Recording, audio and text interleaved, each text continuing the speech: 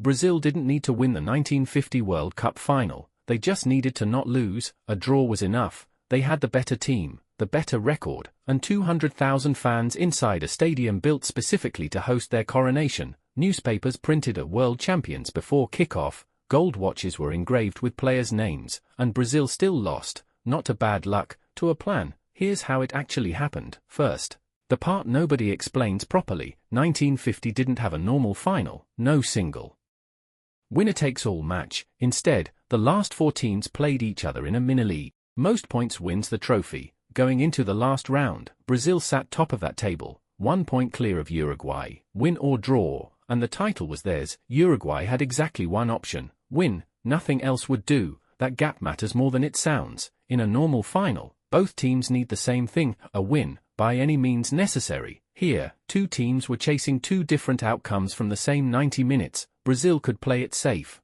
Uruguay couldn't play it safe even if it wanted to. Same match, different math, and on paper, that math wasn't close. Brazil had just beaten Sweden 7-1 and Spain 6-1 in the same final round, not winning, demolishing. The Brazilian press had already crowned them. Officials reportedly addressed the team as world champions before the match had even kicked off. 22 gold watches sat ready, each one engraved with a player's name. That's not confidence, that's certainty, and certainty, in football, is usually the first sign something's about to go wrong. So Brazil walked out in front of the largest crowd ever assembled for a football match, something close to 200,000 people, packed into a stadium built for this exact afternoon. 2 minutes into the second half, Brazil scored. The stadium erupted. 1 goal from a draw, 1 goal from the trophy. This is the moment the loop closes. By the way, the miracle starts right here. In the second everyone in that stadium assumed it was already over. Here's the part most retellings skip.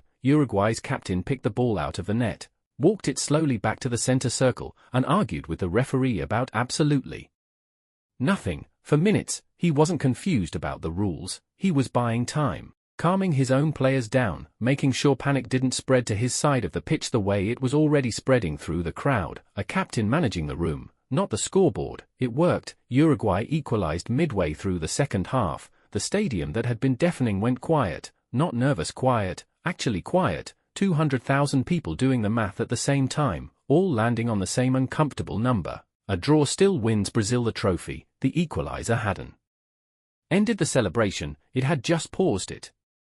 Then, with 11 minutes left, Uruguay scored again, and that's the twist most people miss entirely. This wasn't a comeback against a knockout opponent who needed a win too. This was a team that needed a win, beating a team that only needed to survive. In the only 90 minutes where the distinction was ever going to matter, Brazil didn't lose the World Cup, they lost the only scenario where a draw wasn't good enough. The stadium built for a coronation hosted a wake instead. The aftermath wasn't subtle either. Brazil's goalkeeper was blamed for decades. The team changed its kit colors afterward, partly to escape the memory, and FIFA never used that final group stage format again. One tournament, one format, one disaster nobody wanted to repeat, worth knowing for whenever the current World Cup gets to its final stages. Every modern tournament since has used a straight knockout final specifically because of what happened in that room in 1950. 2 teams, same incentive, 1 winner. No more split math. The format you watch every 4 years exists in part because this one didn't work. So here's the whole shape of it. Brazil needed a draw.